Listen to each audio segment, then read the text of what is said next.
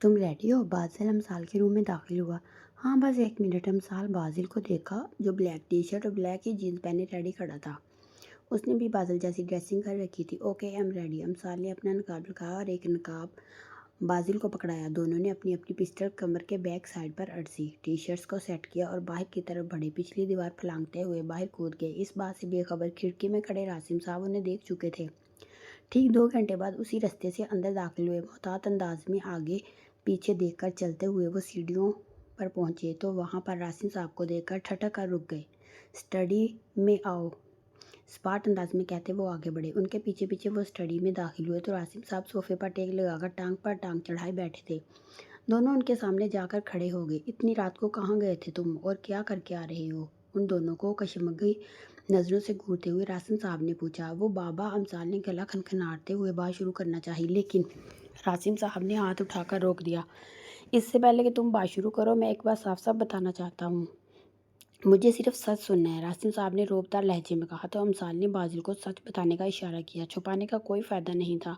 वो कौन सा कुछ गलत करके आए थे? वो बाबा जी, आज यूनी में एक लड़की रो रही थी। जब हमने पूछा तो कहने लगी कि यूनी आते हुए रास्ते में 3 लड़कों का एक ग्रुप खड़ा होता है जो आते जाते लड़के पैसे वाले हैं, तो कंप्लेन का भी फ़ायदा नहीं। उल्टा पुलिस वालों को उन लोगों को जलील करके थाने से निकाल दिया। सो उनके वजह से लोग अपनी लड़कियों को स्कूल कॉलेज छुड़वा रहे हैं। कह रही थी कि एक दिन मेरी यूनी भी छूट जाएगी। हमने बातों बातों में उनकी तफसील पूछ ली थी। सो अभी हम उन्हीं की तबीयत साफ़ करके आ रहे हैं। बाजिल ने कंधे चकाते हुए लापरवाही से कहा, जैसे डिनर करके आ रहे हों। किस हाल में और कहाँ छोड़ा है उन्हें? उनको कुछ देर घूरने के बाद रासिम साहब ने नरमी से कहा तो वो दोनों रुकी हुई सांसें बहाल हुई। कुछ ज़्यादा नहीं, बस 15-20 दिन तक हॉस्पिटल और 1-2 महीने घर में बिस्तर पर ही गुजार देंगे। आते हुए पब्लिक बूथ से एम्बुलेंस को फ़ोन कर दिया है। अमसाल का अंदाज ऐसा था जैसे मौसम का हाल सुना रही हो। अगर तुम्हारी माँ को पता चल गया तो जानते हो क्या होगा? ख़ास तौर पर ज़िले के हक़ में तो बिल्कुल भी अच्छा नहीं होगा, इसलिए ध्यान रखा करो, रासिम साहब ने कहा और उठ खड़े हुए तो दोनों ही उनके पीछे चल दिए। I am proud of you. दरवाजे तक जाकर वो पिलटे और दोनों को गले लगाया। अब सो जा, गुड नाइट कहते हुए वो बाहर निकल गई। तो हम आपको बताते चलें, कल रात अंदरूनी शहर में 3 लड़कों को किसी ने बेदर्दी से पीटा है। लड़कों की हालत काफ़ी तशवीशनाक बताई जा रही है। मजीद तफसीलात के मुताबिक इन तीनों को 2 लोगों ने मारा, लेकिन उनकी हालत देखकर लगता है कि जैसे बहुत सारे लोगों ने मिलकर मारा हो। आइए हम जख्मियों से बात करके वजह जानने की कोशिश करते हैं। जी, तो कुछ कहना चाहेंगे आप? बहुत दर्द हो रहा है, जोर जोर दुख रहा है, ना बैठा जा रहा है और ना ही लेट सकते हैं। इनमें से एक ने कराते हुए कहा, क्या आप उन लोगों को जानते थे? कौन लोग थे और उनका मकसद क्या था? हाय नहीं, हम नहीं जानते। 2 लोग नकाब लगाए हुए थे। रात को हम घर जा रहे थे कि अचानक से सामने आए और रोक कर हमें मारना शुरू कर दिया। दूसरे ने हाय हाय करते हुए बात मुकम्मल की। बदलते तासरा देकर रासिम ने चैनल चेंज कर दिया। इस मुल्क में कानून नाम की कोई चीज़ भी नहीं है। अल्लाह गुहारत करे इन लोगों को जिन्होंने बेचारे बच्चों की ये हालत की है। सारिया बेगम की बात सुनते ही जूस पीती अमसाल को अच्छू लगा था, जबकि रासिम साहब ने मुस्कुराते हुए अपना सर झुका लिया था। आराम से गुड़िया, क्या हो गया है? लैपटॉप पे काम करता शहरयार बेख्तियार उठकर उसके पास आया। क्या हो गया है मम्मा? ऐसे तो ना कहें, क्या पता उन लोगों ने क्या किया है और किस तरह किसी ने उसे मारा है। क्या मतलब? ऐसे ना कहूँ, कितने जालिम लोग थे, कितनी बेदर्दी से पीटा है। खुदा का कहर नाज़िल हो ऐसे लोगों पर। सारिया बेगम की बात पर अमसाल चीख पड़ी। मम्मा क्या हो गया है? उनके लिए आप अपनी औलाद को बद्दुआएं दे रही हैं? बेख्तियार उसके मुंह से निकला था। रासिम साहब अपना कहका छुपाने के लिए जल्दी से अखबार उठाकर अपने चेहरे के आगे किया था। मैं कब बद्दुआएं दे रही हूँ? मैं तो उन लोगों की बात कर रही हूँ जिन्होंने ये सब किया है। पता नहीं क्या और फुल बकती रहती है ये लड़की। सारिया बेगम बड़बड़ाती हुई किचन में चली गई, जबकि अमसाल की हालत देखकर अचानक शहरयार चौंका। जिले कहीं तुम लोगों ने तो नहीं किया? शहरयार ने खदशा ज़ाहिर करने पर अमसाल ने होले से सर हिलाया। क्यों? उसके पूछने पर वो से सब बताती चलेगी। जैसे सुनकर शहरयार के चेहरे पर फख्र से चमक आई थी। वेल डन मेरा बच्चा, ऐसे लोगों के साथ ऐसा ही होना चाहिए। अच्छे से सबक सिखा कर आना था ताकि दोबारा ऐसी हरकत न कर सके। शहरयार ने उसका गाल चूमते हुए कहा तो उसके कान में घुसी। भाई, आपको पता है रात को हम पकड़े गए थे, बाबा ने देख लिया था। जाते हुए वापसी पर हमसे तफ्तीश भी की और आपको पता है रात हम फंसे थे और आपको बहुत मिस किया। दिल में बहुत आवाज़ें भी दी, लेकिन आप आए ही नहीं। ओह मेरा सोना शहजादा, मुझे क्या पता था कि तुम लोग कहीं बाहर जा रहे हो। आइंदा बताकर जाना, ठीक है? शहरयार ने उसके बाल कानों के पीछे किए और उन दोनों को यूं रोज़ो न्याज दिए कार किचन से निकलती सारिया बेगम नफ़ी में सर हिलाकर रह गई, जबकि रासिम साहब मुस्कुराते हुए भाई बहन की मोहब्बत देख रहे। उस वक्त मीटिंग रूम में शहर के जाने माने बिजनेसमैन जमा थे। शहरयार मीटिंग रूम में चेहरे पर बला की संजीदगी लिए प्रेजेंटेशन देने में मसरूफ था कि अचानक बाहर से शोर की आवाज़ें सुनाई दी। उसने चूं कर सर उठाया। इतने में उसकी सेक्रेटरी रूम में दाखिल हुई। मिस तानिया, क्या हो रहा है भाई? शहरयार सेक्रेटरी को खा जाने वाली नज़रों से घूरा। सर, वो तानिया को उसका गुस्सा देखकर गड़बड़ा गई। جو کوئی بھی ہے اس کو جلدی سے فارغ کرو، نظر نہیں آ رہا میٹنگ چل رہی ہے اندر، اب جاؤ یہاں سے، شہریار نے اسے کہا تو فوراً باہر نکل گئی کہ باس کا کیا بھروسہ اس کی انسلٹ نہ ہو جائے، اور باہر جا کر منو ان شہریار کی بات دہرا دی۔ ابھی تھوڑی ہی دیر گزری تھی کہ اچانک دھڑام سے دروازہ کھلا۔ شہریار نے ناگواری سے نظریں اٹھائی، لیکن آنے والی ہستی کو دیکھ کر اس کے چہرے پر بے ساختہ مسکراہٹ آ گئی۔ ارے میرا بچہ، خیریت میرا سونا، اس وقت یہاں؟ شہریار نے آگے بڑھ کر اس کو اپنے حصار میں لیا۔ بالکل بھی خیریت نہیں ہے، میں بور ہو رہی تھی، اس لیے میں نے سوچا آپ کے آفس چلتی ہوں۔ امثال کا انداز ایسا تھا کہ جیسے شہریار آفس میں نہیں بلکہ کسی سینما ہال میں بیٹھا ہو۔ بازل کہاں ہے؟ شہریار نے اسے چیئر پر بٹھایا۔ وہ گھر پر نہیں ہے، اچانک کچھ یاد آنے پر اچھل پڑی۔ ایک منٹ، ابھی آپ کی سیکرٹری کہہ رہی تھی کہ مجھ پر یعنی کہ مجھ پر غصہ ہو رہے ہیں، کہہ رہی تھی کہ باس کہہ رہے ہیں اس کو باہر سے ہی فارغ کر دو، جیسے میں کوئی مانگنے والی ہوں اور مجھے 2 روپے کا سکہ دے کر یا پھر میرے پھٹے پرانے کپڑے دے کر فارغ کر دے گی۔ امثال نے شہریار کو گھورتے ہوئے کہا۔ اس کا انداز دیکھ کر شہریار نے بے ساخت کا کہکا لگایا۔ آپ میرا مذاق اڑا رہے ہیں؟ امثال نے آنکھیں پھیلائی۔ نہیں، بالکل بھی نہیں۔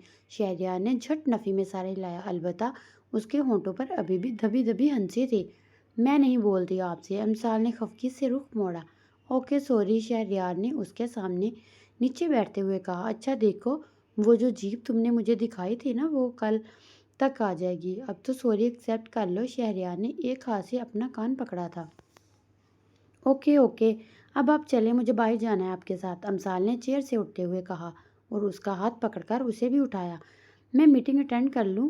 15 منٹ دے دو بس، سب کچھ وائنڈ اپ کر کے آتا ہوں، تم تب تک میرے آفس میں بیٹھو، شہریار نے اس کے ماتھے پر لب رکھتے ہوئے کہا۔ اوکے، جلدی آئیے گا۔ میٹنگ روم میں بیٹھے سب افراد تو شہریار کے چہرے پر نہ ختم ہونے والی ہنسی دیکھ کر ہی حیران تھے۔ اپنے حلقے میں وہ اپنے سنجیدہ مزاج سے پہچانا جاتا تھا۔ ان کی حیرانی بجا تھی کہ اپنی ریزروڈ نیچر کے باعث جانا جانے والا یہ بندہ صرف مذاق کر رہا تھا بلکہ کہہ بھی لگا رہا تھا۔ ایک اور بات، آپ نہ اپنی مس تانیہ مانیہ سے کہہ دیں کہ یہ مجھے آئندہ باہر نہ روکے۔ وہ جاتے جاتے پلٹی۔ اوکے مس تانیہ مانیہ، آپ آئندہ میری پرنسس کو نہیں روکیں گی، شہریار نے مسکراتے ہوئے امثال کے انداز میں ہی کہا تو وہ باہر نکل گئی۔ مس تانیہ مانیہ، لا حول ولا قوت، اس نے سر جھٹکا۔ مس تانیہ، آپ امثال کے لیے کچھ کھانے کو منگوائیں، میں آتا ہوں۔ 10 منٹ تک شہریار تانیہ سے کہتا دوبارہ میٹنگ روم میں بیٹھے اشخاص کی طرف متوجہ ہوا۔ اوئے چڑیل، چل آجا، واک پہ چلتے ہیں۔ بازل امثال کے کمرے میں آیا تو وہ لیپ ٹاپ پر ڈرامہ دیکھ رہی تھی۔ ہیں، اس وقت کون سی واک ہوتی ہے؟ امثال نے گھڑی پہ ٹائم دیکھا، جہاں دن کے 11 بج رہے تھے۔ یونی سے چھٹی کی وجہ سے وہ دونوں گھر پر ہی تھے۔ واک کا کون سا ٹائم ہوتا ہے؟ آ جاؤ نا، تھوڑا گھوم لیں گے۔ میں بور ہو رہا ہوں، بازل نے بیزارگی سے کہا۔ اوکے تم چلو، میں حجاب لے کر آتی ہوں۔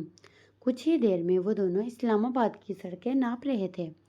بازی دیکھو، وہ کتا کتنے سکون کی نیند سو رہا ہے، لگتا ہے بیچارہ ساری رات نہیں سو سکا۔ لیکن سوال یہ ہے کہ یہ اتنے سکون سے سو کیوں رہا ہے جبکہ ہم لوگ اس کے آس پاس موجود ہیں؟ امثال نے بازل کی توجہ سامنے سوئے ہوئے کتے کی طرف دلوائی۔ عدید ہمدانی، جو اپنی گاڑی کے بونٹ اٹھا کر چیک کر رہا تھا، اپنے پیچھے سے آتی لڑکی کی آواز اور اس کی انوکھی بات سن کر بے ساختہ مڑا۔ وائٹ ٹی شرٹ اور ڈارک بلو جینز پر بلیک کلر کا حجاب پہنے ارد گرد سے بے نیاز کتے کو چھیڑنے کے موڈ میں تھی۔ اوئے چڑیل، چل آجا، واک پہ چلتے ہیں، بازل امثال کے کمرے میں آتے ہوئے بولا، جو لیپ ٹاپ پر ڈرامہ دیکھ رہی تھی۔ ہیں، اس وقت کون سی واک ہوتی ہے؟ امثال نے گھڑی پہ ٹائم دیکھا، جہاں دن کے 11 بج رہے تھے۔ یونی سے چھٹی کی وجہ سے وہ دونوں گھر پر ہی تھے۔ واک کا کون سا ٹائم ہوتا ہے؟ آ جاؤ نا، تھوڑا گھوم لیں گے، میں بور ہو رہا ہوں، بازل نے بیزارگی سے کہا۔ اوکے تم چلو، میں حجاب لے کر آتی ہوں۔ کچھ ہی دیر میں وہ دونوں اسلام آباد کی سڑکیں ناپ رہے تھے۔ بازی دیکھو، وہ کتا کتنے سکون کی نیند سو رہا ہے، لگتا ہے بیچارہ ساری رات نہیں سو سکا۔ لیکن سوال یہ ہے کہ اتنے سکون سے کیوں سو رہا ہے جبکہ ہم لوگ اس کے آس پاس موجود ہیں؟ امثال نے بازی کی توجہ سامنے سوئے ہوئے کتے کی طرف دلوائی۔ عدید ہمدانی، جو اپنی گاڑی کا بونٹ اٹھا کر چیک کر رہا تھا، اسے اپنے پیچھے سے آتی لڑکی کی آواز اور اس کی انوکھی بات سن کر بے اختیار مڑا۔ وائٹ ٹی شرٹ اور ڈارک بلو جینز پر بلیک کلر کا حجاب پہنے ارد گرد سے بے نیاز کتے کو چھیڑنے کے موڈ میں تھی۔ ان دونوں کو دیکھ کر اس کے چہرے پر بے ساختہ مسکراہٹ آئی۔ آج تو لوگوں کی خیر نہیں ہے۔ یہ سوچتے ہوئے وہ ہولے سے ہاں یار واقعی بات تو سوچنے کی ہے، بازل نے بھی ہاں میں ہاں ملائی۔ اوے کتے اٹھ جا، اٹھ رہا، کیا بھنگ پی کے سو رہا ہے؟ لگتا ہے اس کی کتی نے اس کو گھر سے نکال دیا ہے، اس لیے تو سڑک پہ سو رہا ہے بیچارہ۔ چچ چچ، دیکھ لو بازی، بیویاں یہ حال کرتی ہیں شوہروں کا۔ وہ اس کو مخاطب کرتے ہوئے پیچھے مڑی تو اس کا اوپر کا سانس اوپر اور نیچے کا نیچے رہ گیا، کیونکہ وہ ہاتھ میں پتھر اٹھائے کتے کا نشانہ لے رہا تھا۔ وہ کتے فاصلے پر کھڑا تھا اور امسال باتوں ہی باتوں میں عین کتے کے اوپر پہنچ گئی تھی، اس لیے لازمی بات تھی کہ اس کا شکار امسال نے بننا تھا۔